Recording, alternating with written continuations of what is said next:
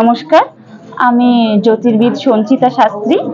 আমি south Kolkata astrology and বাস্তু science academy থেকে জ্যোতিষে পিএইচডি করেছি এবং এখানে আমি রেমেডি কোর্সও করেছি অভিজ্ঞান আচার্য স্যারের, এবং আমি নিউমারোলজি কোর্সও করেছি এবং এখানে আরো বিভিন্ন জ্যোতিষ সম্পর্কিত বিভিন্ন বিষয়ের উপর কোর্স করানো হয়। এবং আমার তো এখানে এই ইনস্টিটিউটে পড়াশোনা করে এবং স্যারের ক্লাস করে এবং সমস্ত শিক্ষক মন্ডলী যারা আমাদের শেখান তাদের সবার ক্লাস করে আমার খুবই ভালো লেগেছে এবং স্যারের ক্লাস করে মানে একটা আলাদাই পজিটিভ এনার্জি আমরা পাই। আমাদের মানে কোনো মেন্টাল মানে মনের মধ্যে কোনো জড়তা বা কোনো কিছু আমাদের থাকে না। ওনার ক্লাস করার পর আমরা খুবই মানে আমাদের খুবই ভালো লাগে। এখানে সমস্ত কোর্স খুব যত্ন সহকারে এবং আমরা শিক্ষকদের কাছে এমন ভাবে শিখি যেন প্রত্যেক শিক্ষকই আমাদের এমন ভাবে শেখান যেন আমরা একাই শিখছি। এই রকম মানে আমাদের মনে হয় না যে আমরা সবার মধ্যে থেকে আমাদের কোনো বিষয়ে প্রশ্ন করলে উত্তর পাচ্ছি না বা কিছু। সমস্ত যে কোনো ধরনের প্রশ্নের উত্তর স্যারেরা খুব ভালোভাবে আমাদের অত্যন্ত যত্ন সহকারে বুঝিয়ে দেন এবং বলে দেন। এবং আমি তো এখানে কোর্স করে আমি খুবই উপকৃত হয়েছি। আমি অনেক কিছু শিখেছি, অনেক কিছু জেনেছি এবং মানুষের উপকারের জন্য আমি আমার সেই বিদ্যাকে আজ কাজে লাগাচ্ছি এবং আমি এই বিষয়ে খুবই সফল হতে চেষ্টা করছি। আশা করছি সফল হতে পারবো। অভিজ্ঞান আচার্য স্যারের কাছে আমি খুবই কৃতজ্ঞ, উনি আমাদেরকে এত ভালো করে শিখিয়েছেন। নমস্কার। নমস্কার, আমি অধ্যাপক অভিজ্ঞান আচার্য, সাউথ কলকাতা অ্যাস্ট্রোলজি ও বাস্তু সায়েন্স একাডেমির প্রেসিডেন্ট। আপনি কি প্রেমে ধাক্কা খেয়েছেন? আপনাকে কি প্রেমিক বা প্রেমিকা ছেড়ে চলে গেছে?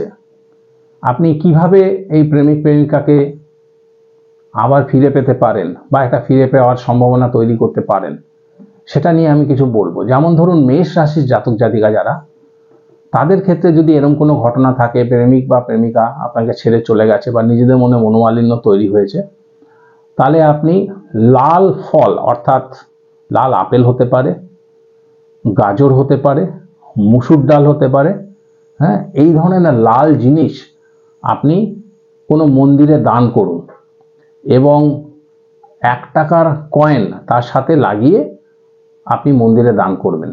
এছাড়া আপনি লাল পোশাক পরবেন এবং আপনার যা মনের মানুষটি, সেই মনের মানুষটিকে ছবি সাথে রাখবেন। সেই মনের মানুষটির ছবিতে ছুঁয়ে আপনি মন্দিরে দান করবেন এবং মনে মনে একটা অ্যাফার্মেশন তৈরি করবেন যেন সে ফিরে আসে।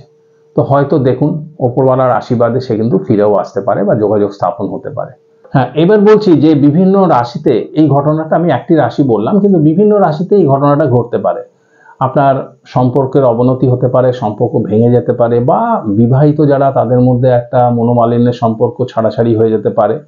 এবং আপনারা যদি মনে করেন যে আপনি মন থেকে তাকে পছন্দ করেন, মন থেকে তাকে চান, তাহলে অবশ্যই আপনাদের জন্মছক নিয়ে আমাদের সাথে যোগাযোগ করতে হবে।